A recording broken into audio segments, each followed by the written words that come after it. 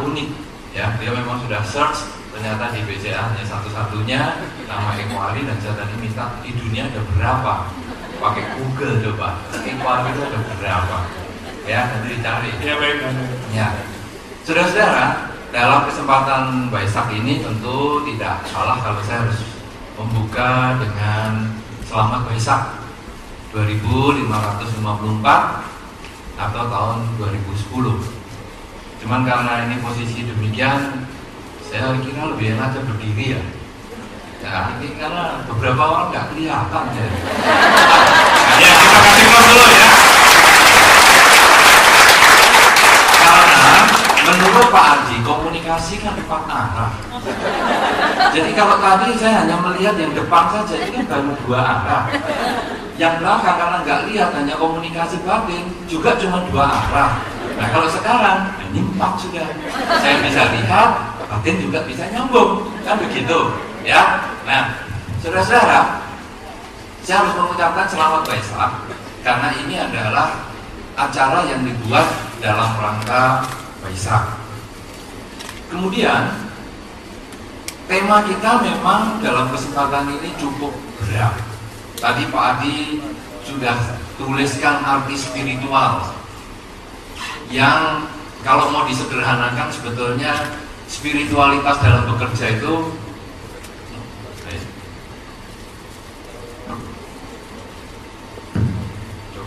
ya, sama. Spiritualitas dalam bekerja, tadi kan Pak Adi membuat berbagai macam definisi yang dari Wikipedia. Sebetulnya bahasa sederhananya ada kebatinan dalam bekerja. Nah, coba banyak terjemahannya tadi pengertiannya, ya dong. Ada unsur batin begini begitu, ya, yang mengarah ke sana ke sini, sudah jawabnya gampang, kebatinan dalam bekerja. Sehingga nanti pekerjaannya itu wah mesti pakai keris, pakai apa? Oh, kebatinan dalam bekerja. Serem banget, serem sekali. Udah nggak ada pakai jajasan begini. Ya, nanti baunya sudah parfumnya ruangan itu dupa, kemenyan, kebatinan.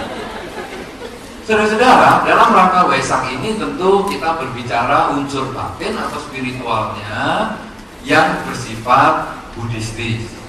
Tetapi seperti yang sering kita sudah bahas, Dharma ini universal.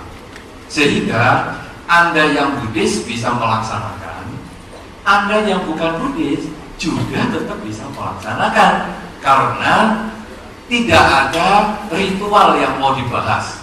Sehingga spiritualitas dalam bekerja, pagi sebelum masuk kantor baca parita, setelah duduk baca lagi, mau ketemu nasabah baca lagi, selesai baca lagi, kapan kerjanya. Nah, jadi tidak ada unsur ritualnya. Karena itu Anda dengan segala macam keyakinan apapun juga Anda bisa lakukan atau Anda bisa praktekkan. Nah, saudara-saudara, kebatinan dalam bekerja, spiritual dalam bekerja, ini sering tadi seperti yang dikatakan oleh Pak Adi, banyak orang mengatakan kayaknya gak bisa tuh kalau kita menggabungkan spiritual dengan pekerjaan. Tadi Pak Adi juga menyebutkan, Pak Wari rasanya juga menyebutkan hal itu, rasanya kok gak bisa.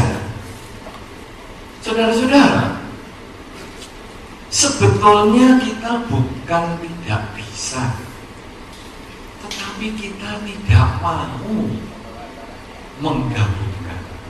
Kita menganggap seolah-olah urusan spiritual di luar pekerjaan, urusan pekerjaan di luar atau berbeda dengan spiritual. Padahal sebetulnya kalau kita mau, bisa. Nah, untuk mau itu butuh tekad. Jadi spiritualitas dalam bekerja ini sesungguhnya perlu tekad untuk mempraktekkan. Kalau tidak punya tekad, tidak bisa. Kalau punya tekad, itu dalam bahasa Surabaya, itu itu namanya bonek. Loh, bonek, bondo, nekat. Bondo tahu? Oh, Anda tahu bonek ya? Tahu toh? Tahu singkatannya bonek? Oh, bonek itu artinya bondo, nekat. Bondo itu apa? Harta, modal. Nekat, modalnya nekat. Nah, jadi kita sebetulnya spiritualitas dalam bekerja ini perlu jadi bonek. Cuman bukan bonek yang mencair kaca, kemudian mengambil makanan nggak bayar, bukan itu. Tetapi sebetulnya bonek di sini artinya kita butuh tekad untuk mengusahakan hidup dalam spiritual. Kalau tadi Pak Adi mengatakan spiritualitas dalam bekerja itu temanya luas sekali, saya mau perluas lagi, kurang luas. Karena tema spiritualitas dalam bekerja menganggap, ini tadi dalam pembicaraan ini, menganggap pekerjaan itu selalu urusan jadi pegawai. Terus kapan bosnya datang? Apa ini kita pertemuan hanya untuk para pegawai, karyawan, lalu bos kemana? Masa suruh pulang? Kalau sekarang kemudian kita tidak mempunyai karir di kantor, kita berkarir di rumah, buka toko, apa kita tidak perlu spiritualitas itu? Kalau kita sebagai perumah tangga, apa kita tidak perlu spiritualitas itu? Kalau kita sebagai anak kuliah, apa kita tidak perlu spiritualitas itu? Semuanya kan perlu. Karena itu tema ini kurang luas. Temanya mungkin saya mengusulkan spiritualitas dalam berkarya. Jadi, tapi ini tidak termasuk golongan apapun saja. Jadi berkarya. Saya tidak mengungkapkan satu partai apapun juga. Jadi spiritualitas dalam berkarya artinya segala bidang yang Anda kerjakan itu butuh spiritualitas. Anda sebagai karyawan, Anda sebagai nasabah, Anda sebagai perumah tangga, ibu rumah tangga, bapak rumah tangga, anak rumah tangga, tetangga-tetangga, dan sebagainya, itu butuh spiritualitas. Nah, spiritualitas seperti yang tadi saya sampaikan adalah tekad, butuh tekad. Kenapa? Karena banyak sekali di antara kita yang meninggalkan spiritualitas, meninggalkan kebatinan tadi. Kita menganggap itu pisah dengan diri. Padahal sebetulnya spiritualitas itu perlu kita lakukan. Nah, saudara-saudara, bagaimana sekarang saran di dalam Dharma tentang spiritualitas ini? Untuk bisa kita mendapatkan sesuatu, ya kalau tadi ada Mark Twain itu yang mengatakan lakukan yang gak enak terus-terusan biar terbiasa. Sebelum itu kita perlu tekad yang pertama adalah tekad yang berdasarkan kebijaksanaan, yaitu memilih mana yang mau kita kerjakan, yang kita mau karyakan. Jadi kalau sebagai anak milih sekolah, itu adalah pilihan. Jadi tidak langsung, pokoknya yang gak enak coba dulu. Mana sekolah di Jakarta yang paling gak enak, aku mau masuk sana. Tak cobanya. Karena katanya kalau nyoba yang gak enak, lama-lama enak juga. Wah, ya berat ini. Kita namanya sudah mendekati selangkah, mendekati menyiksa diri nanti. Ya. Nah, jadi sekarang kita harus milih dulu. Kenapa? Karena manusia punya kesempatan memilih. Jadi sekarang saya mau sekolah, saya mau milih dulu. Sekolahnya mana ya? Nah, kemudian ada prioritasnya. Mulai dari 10 alternatif, kepilih 3. Nah, kepilih 3, kemudian kita nanti lebih fokus lagi. memilih lagi. Jadi punya kebijaksanaan. Jadi kalau mau tekad itu memilih dulu. Yang pertama itu ada kebijaksanaan untuk menentukan ini yang pilihan. Itu kalau anak. Pasangan hidup juga sama. Jangan saya mau milih yang paling jelek. Karena kalau sudah terbiasa, pokoknya kumpul sama yang jelek, lama-lama nggak jelek juga. Iya, sudah kalah. Enggak begitu ya. Jadi harus dipilih dulu. Karena kita punya kesempatan memilih. Pilih kakaknya atau adiknya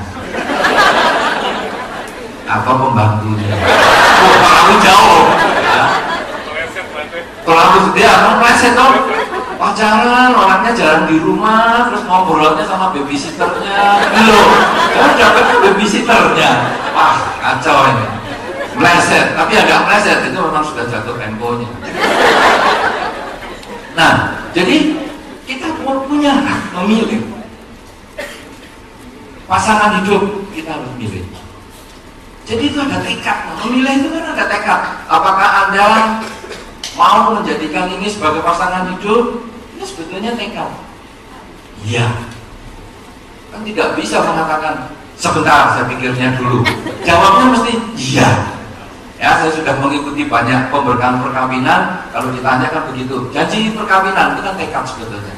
Saya mau menjadikan ini si dia sebagai pasangan hidup saya selama suka dan duka dan seterusnya. Bagaimana? Ya, bersedia. Kan begitu.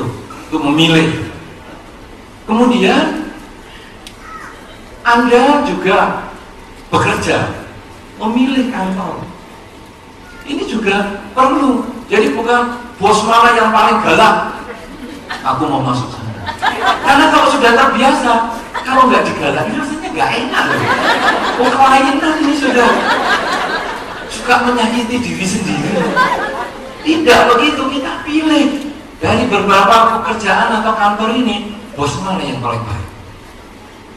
Kalau ketua cabang kasih pengalaman mungkin oke juga loh. Pimpinan cabangnya kayaknya Pak Ekmari tahu. Kepala operasinya, iya, tukang operasi.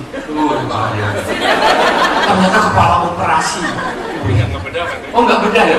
Tapi pakai nama operasi. Oh ya.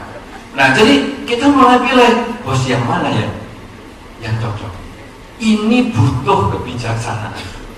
Ya, Anda memilih. Saya memilih, misalnya Anda mengatakan, saya memilih sebagai orang yang kerja di rumah. Itu pilihan.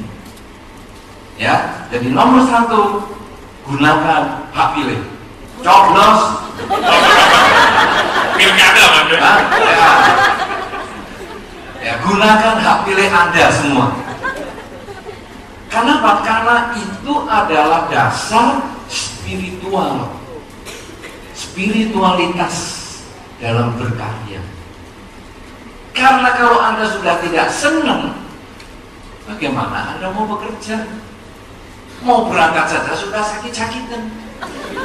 Bangun tidur ketemu pasangan hidup itu lagi. Sudah nggak suka ketemu lagi. Kapan matinya? Sulit, saudara. Jadi kalau senang, rasanya mau tidur aja sayang. Nanti kalau tidur 5 jam, berarti aku 5 jam nggak ketemu kamu. Berarti aku dalam 5 jam ini harus mimpi kamu. Cumanya dalam tidur pun. Loh. Kenapa saudara? Karena itu konsekuensi pilihan. Nah, sudah memilih pekerjaan, memilih sekolah, memilih pasangan hidup, dan sebagainya, maka tekad yang kedua adalah kalau sudah pilih, jalani dengan sungguh-sungguh, dengan segala konsekuensinya. Jangan milih mau enaknya saja. Karena seperti tadi Pak Efari juga sudah sampaikan di awal pertemuan kita, hidup ini ada perubahan. Yang kita pilih kadang berubah. Tapi kalau kita sudah niat pilih itu, tekad kita sudah ada, jalani dengan kesungguhan. Jadi misalnya gimana? Sekolah. Saya sudah pilih sekolah di sini. Oke. Waduh, ternyata kok gurunya menjengkelkan, ya pindah tempat. Tidak, ini konsekuensinya. Sekarang baru kita berbicara teorinya Mark Twain kan. Yang tidak enak, teruskan. Nanti lama-lama enak sendiri. Ya, jadi kalau KB belum enak hari ini, besok dimakan. Belum enak lagi, minggu depan. Belum enak lagi, bulan depan. Belum enak lagi, tahun depan. Tapi apa itu tahun depan itu? Udah hitam semua bentuknya. Ya, tapi inilah baru berbicara yang tadi, bahwa kalau kita sudah memilih, ada konsekuensi logis yang harus kita pertanggungjawabkan, dan kita jangan mengeluh, jalani. Karena itu kalau memilih pasangan hidup misalnya, Anda jangan memilih yang nilai positifnya. Jadi Anda memilih, kenapa kamu memilih si A? Si A ganteng. Kenapa kamu memilih si B? Karena si B cantik. Kalau Anda memilih nilai positifnya, Anda akan kecewa. Tapi Anda kalau memilih, pikirkanlah nilai negatif yang dia miliki. Yang sanggup Anda kerjakan, yang sanggup Anda tanggung, pilih dia. Wah, dia orangnya menjengkelkan. Sanggup nggak saya kumpul sama dia yang menjengkelkan itu? Saya sanggup, karena saya orangnya cuek. Kamu mau ngomong apa, mau muka bentuk apa, nggak pusing. Aku sanggup. Pilih dia. Wah, dia orangnya cerewet. Sanggup? Sanggup, karena saya publik. Kalau sudah begitu, pilih dia. Kenapa? Karena ini konsekuensi logis yang harus kita tanggung untuk jangka panjang. Sama dengan kalau ambil kredit mungkin. Saya tadi contohnya Pak Adi banyak sekali contoh tentang bank. Karena beliau kalau masuk bank, saya akun aja nggak punya. Jadi ya minta maaf, saya nggak bisa ambil contoh banyak-banyak. Saya nggak bisa bayangkan ruang prioritas itu kayak apa ya. Nanti diundang, tapi ya, diundang untuk blessing. Ya, blessing. Coba di search nama saya nggak akan ketemu di sini. Saya tidak nasabah di mana-mana. Saya nasabahnya di Bank Karma. Bank of Karma nanti. Bank Karma, tapi nggak mengeluarkan cek deh. Nah, ada orang biasanya kadang tanya, Bandi, saya mau buka usaha, mau ambil kredit bagaimana? Nah, saya kan bukan bagian kredit. Ya mesti bagian kredit untuk difoto dan diurus semuanya, toh penghasilannya dan sebagainya. Dia tanyanya kok bingung lah, saya salah dan sebagainya. Tapi kemudian saya jawab begini, kalau kamu ambil kredit, katakanlah 10 juta, kamu mau buka usaha, renungkanlah bukan untungnya. Kalau 10 juta Bante, nanti diolah untuk dagang. 1 bulan, kalau bunganya sekian, nanti bisa kita mengumpulkan sekian. Waduh, dalam 1 tahun BEP. Wah, sudah ada modal. Enak nih. Nah, enak sekali. Saya hanya mengatakan begini, modal 10 juta kamu kreditor, bagaimana kalau macet? Kamu nggak bisa bayar. Apa yang terjadi? Kamu jual sepeda motor, kolor, sandal jepit, nyampe nggak 10 juta? Kalau nggak nyampe, jadi kan kita berbicara kemungkinan terburuk. Kalau nggak nyampe, jangan pinjam segitu. Oh, sepeda motor cuma 5 juta Bante. Ya sudah, kalau gitu kamu ambil 5 juta. Karena seingat saya bank tidak terima kolor. Kalau nggak ada yang saya nggak terima itu. Jadi Oke, kalau gitu kamu kreditnya diturunkan. Kenapa? Risiko terburuk yang kamu sanggup ambil. Karena itu yang harus kamu hadapi di dalam kehidupan sehari-hari. Pasangan hidup, cari yang risiko terburuk yang sanggup kita terima. Kalau Anda punya pilihan 3 orang, 5 orang dan sebagainya, pilih kekurangan mereka di mana dan risiko terburuk itu yang kita ambil. Karena itu yang kita harus kumpul untuk waktu yang lama. Pendidikan di mana, kantor di mana, semuanya punya risiko terburuk. Bekerja apapun juga, berkarya apapun juga, di rumah, di mana saja itu ada risiko terburuk. Risiko terburuk yang sanggup kita tanggung, itulah yang kita pilih. Karena itu, ketika kita sudah memilih, maka kita harus jalani semaksimal mungkin.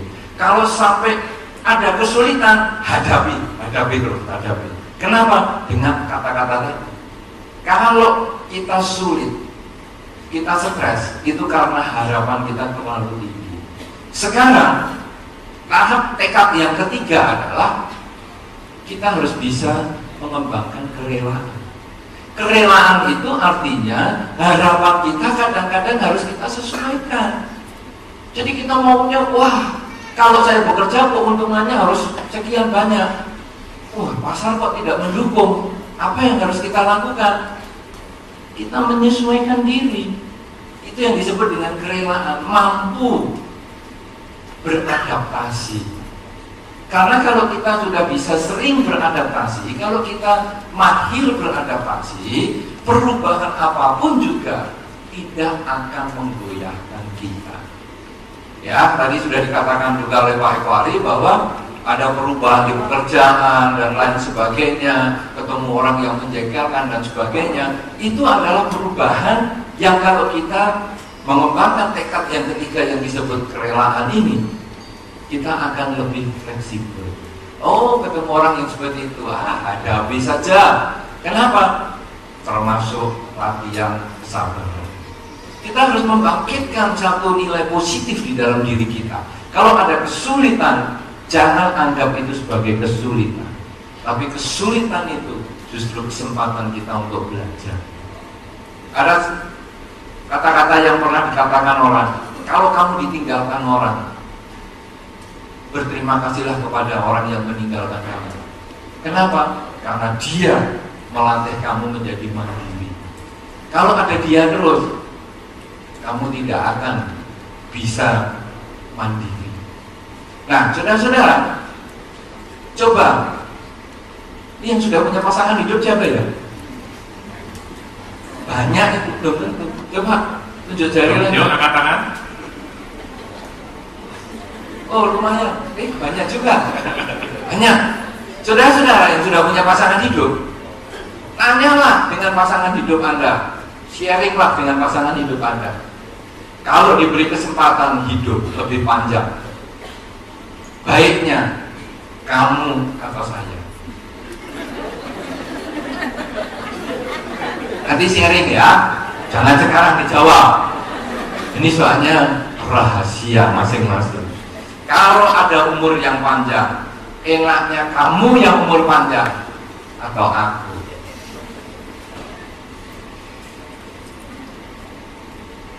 Dari survei yang dilakukan, survei kecil-kecilan, ternyata lebih banyak umur panjang untuk kamu aja. Aku lebih baik mati duluan. Kenapa saudara? Karena takut ditinggal, tidak mandiri. Sehingga kalau ada orang mengatakan aku pengen yang umur panjang, bahaya. Berarti pasangan hidupnya mungkin warisannya banyak nih. Sehingga kamu cepet-cepet mati ya, aku yang umurnya panjang, ya rumah ini, rumah di sana, sertifikat sekepuk, ya punyaku. Tapi rata-rata orang akan mengatakan lebih baik aku mati dulu.